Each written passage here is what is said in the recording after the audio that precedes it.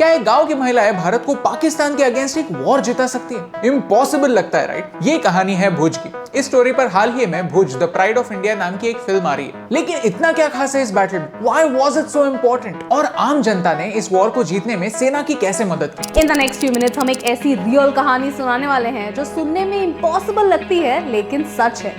अगर आपको लगता है कि ये कहानी और लोगों तक पहुंचनी चाहिए तो इस वीडियो को एंड तक देखिए और इसे अपने दोस्तों के साथ शेयर कीजिए। भारत के लिए इंपॉर्टेंट टॉपिक्स को एक आसान भाषा में आपके सामने लाना हमारा मिशन है। हमें सपोर्ट करने के लिए हमारे YouTube चैनल को सब्सक्राइब कीजिए और इस बेल आइकॉन को प्रेस कीजिए। 1971 की वॉर सिर्फ भारत के लिए नहीं, पूरे एशिया के लिए इंपॉर्टेंट थी, क्योंकि इस वॉर में भारत ने जीतकर 7.5 करोड़ बांग्लादेशी लोगों को आजादी दिलाई। 93,000 पाकिस्तानी सोल्जर्स ने इस वॉर में सरेंडर किया था, which is the second highest after the Second World War।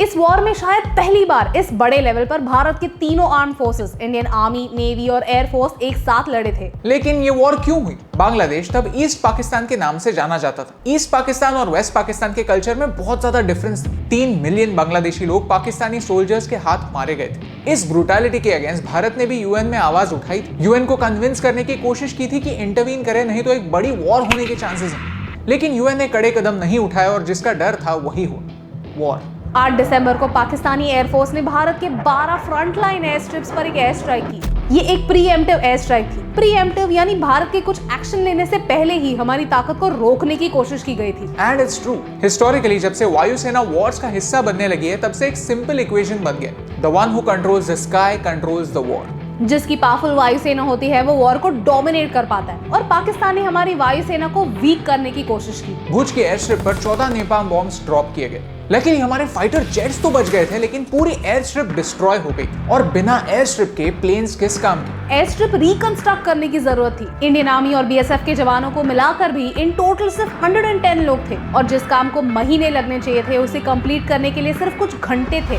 तब स्क्वाड्रन लीडर विजय कर्णिक सर ने एक रिस्की डिसीजन लिया। भुज के पास ही माधापर नाम का एक गांव, उन्होंने गांव के लोगों को अपील की और एयर स्ट्रिप का इंपॉर्टेंस समझा, और बिना किसी हिचकिचाहट के 300 महिलाएं एयर स्ट्रिप रिपेयर करने के काम में लग गई। इंटरेस्टिंग बात यह है कि तब ऐसे इक्विपमेंट यूज नहीं हो सकते थे, क्योंकि एयर स्ट्रिप की लोकेशन रिवील हो जाती। छुप छुप के काम करना था, इसलिए उन औरतों ने ग्रीन साड़ियां पहनी थी ताकि वो कैमोफ्लेज हो जाए। यहाँ तक एयर स्ट्रिप भी क्लियरली विजिबल ना हो, इसलिए काऊ डंग का इस्तेमाल किया गया, और सिर्फ 72 आवर्स में एयर स्ट्रिप तैयार कर दी गई। इन सारी महिलाओं को पता था कि उन्हें एयर स्ट्रिप पर जान का खतरा है। वॉर के टाइम पर सिविलियन एरियाज में अटैक नहीं करते, लेकिन एयर स्ट्रिप पर एयरफोर्स बेस पर अटैक होने के 100% चांसेस थे।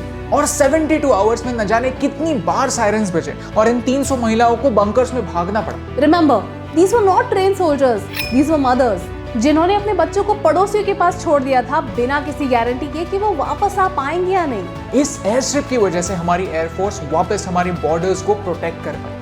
इन महिलाओं ने सिर्फ एयर स्ट्रिप के गड्ढे नहीं भरे, इन्होंने हमारी एयरफोर्स को फिर से उड़ने के पंख दिए। ये वॉर सिर्फ 13 दिन के लिए चली। भारत और पाकिस्तान के बीच में मिलिट्री कॉन्फ्रंटेशन 3 दिसंबर को शुरू हुआ और 16 दिसंबर को खत्म हो गया, making it one of the shortest war of this scale in our history. But that doesn't mean कि ये वॉर इंपॉर्टेंट नहीं थी, क्योंकि इस जीत की वजह से हमारी वेस्टर्न बॉर्डर्स इंटैक्ट हैं और बांग्लादेश आजाद है। इन महिलाओं के सम्मान में हमारी प्राइम मिनिस्टर इंदिरा गांधी जी 3 साल बाद उनके गांव उन्हें मिलने गए, और साथ में ही थैंक यू के तौर पर कुछ गिफ्ट्स भी लेकर गए। लेकिन उन महिलाओं ने इन गिफ्ट्स को बिल्कुल एक्सेप्ट नहीं किया। उन्होंने प्राउडली कहा कि देश हमारा है और हमने देश की सेवा की, इसके लिए हमें ना किसी गिफ्ट की जरूरत है, ना किसी थैंक यू की। भुज की कहानी में एक कहानी नहीं, कई कहानियां हैं और कई हीरोज भी। It really is a tragedy कि इन महिलाओं की कहानी, इन शीरोज की कहानी, विजय कर्णिक सर की कहानी हमें पता ही नहीं है। And that's why it's important कि फिल्मों जैसे मॉडर्न फॉर्मेट में हम ये कहानी देखें, सिर्फ एंटरटेनमेंट के लिए नहीं, हमारी हिस्ट्री जानने के लिए। फिल्म से हमारे सीखने की जर्नी की शुरुआत करें। आप भी Ajay Devgan starrer Bhuj the pride of India 13 अगस्त से Disney+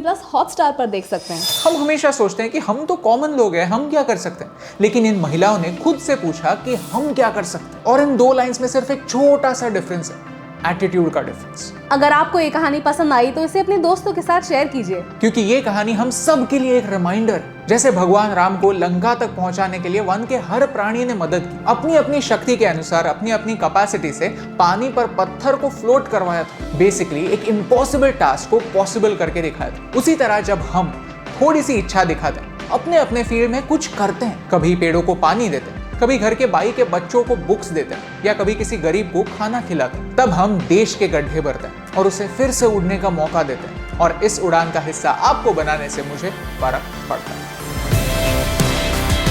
हे एस्टीम, हम हमेशा सोचते थे कि मीडिया भारत के बारे में इतनी नेगेटिव क्यों, तो हमने एक पॉजिटिव सोल्यूशन बेस्ड अप्रोच अपनाया। अगर आपको ये वीडियो अच्छा लगा तो लाइक बटन प्रेस कीजिए। अगर आप यहाँ पर नए हैं तो यहाँ पर क्लिक करके सब्सक्राइब कीजिए और नए वीडियोस के अपडेट्स मिलने के लिए बेल आइकन को प्रेस कीजिए। और ऐसे ही और पॉजिटिव वीडियोस देखने के लिए यहाँ पर क्लिक कीजिए, क्योंकि आपके सपोर्ट से मुझे फर्क पड़ता है।